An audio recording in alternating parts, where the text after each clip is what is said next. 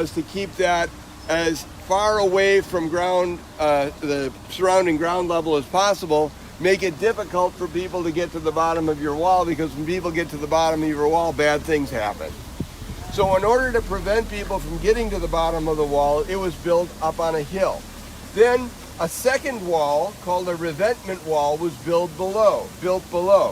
It had a fieldstone foundation and a mud brick superstructure. And in red and something other than red, I have illustrated those two elements of the lower defensive wall. It had a fieldstone foundation and then a brick superstructure, probably 8 to 10 foot tall, this brick superstructure. The reason that they're putting a fieldstone foundation in is it's harder to get a sapper works under there and collapse the bricks if you have to move a big chunk of fieldstone. Then between the upper wall and the lower wall, revetment wall, you've got a slope, usually more than 30 degrees, Paul. 32 is the ideal, apparently. A 32-degree pitch slope that would create an open killing zone, if you will, around the perimeter of your city, so that it wasn't possible for someone to get past the past the outer wall to your primary wall without exposing themselves to very, very difficult circumstances. Yes? Between the two. So you can see that given that construction, you would lose lots and lots of lives of individuals trying to get past all of that.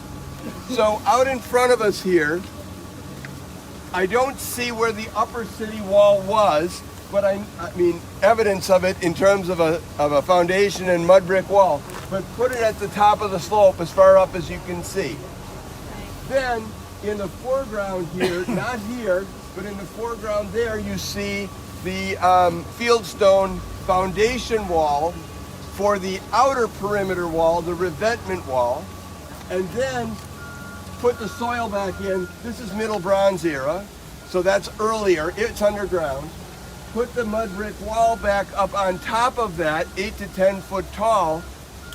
The glacis, which you can see, well, I guess we'd have to move that way a little bit, but you'll see a line of fieldstones going up like this at an angle. That is the pitch slope that you'd have to get up in order to get, once you got over this lower wall, you had to go up the slope to, yeah, hard stuff. Yeah, Lisa. Just one, typically. So you're circling twice. The fieldstone is underground, so you can't dig out under it. Mud brick superstructure above. So you're looking at a very, very difficult set of obstacles to get past and overcome. You get over the first wall, you're out there completely exposed to fire from above. If you somehow manage to get to the second wall, you're still not in the city, and now the intensity of fire is going to increase even more. So when you look at this, you'll have a deeper appreciation for when Joshua and the Israelites roll up on a city-state, what they're looking at. When they were rolling up on Jericho, that's what they were looking at. And here is what I find so interesting about it.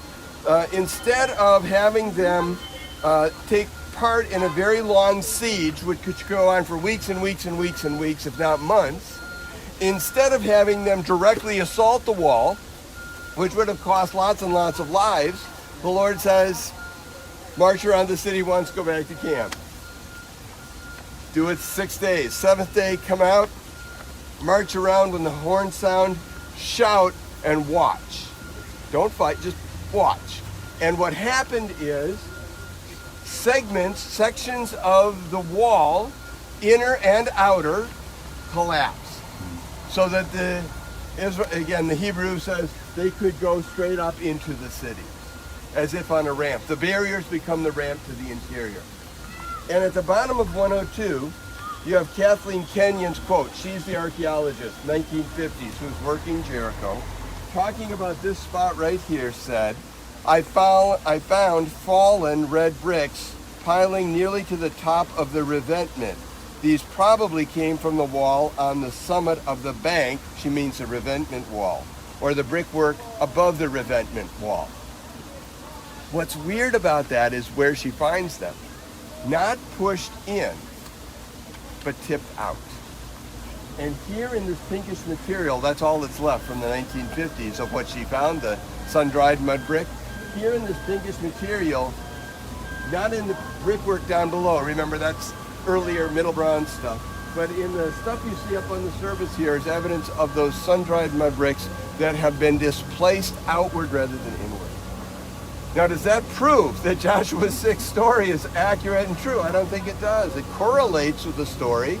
It's insightful in terms of what the Israelites were up against. So to circle back to your question, Dawn, for me, archaeology doesn't prove the Bible to. It can correlate and it can give me insights into what the story, what were these guys looking at, and how magnificent is a miracle that takes that defensive structure out of the way and actually turns it into a ramp that you can use to go straight up into the city. It's the divine signature that says, when you put your confidence in me, I'll take care of things for you. It's a great, great lesson for Jericho and beyond.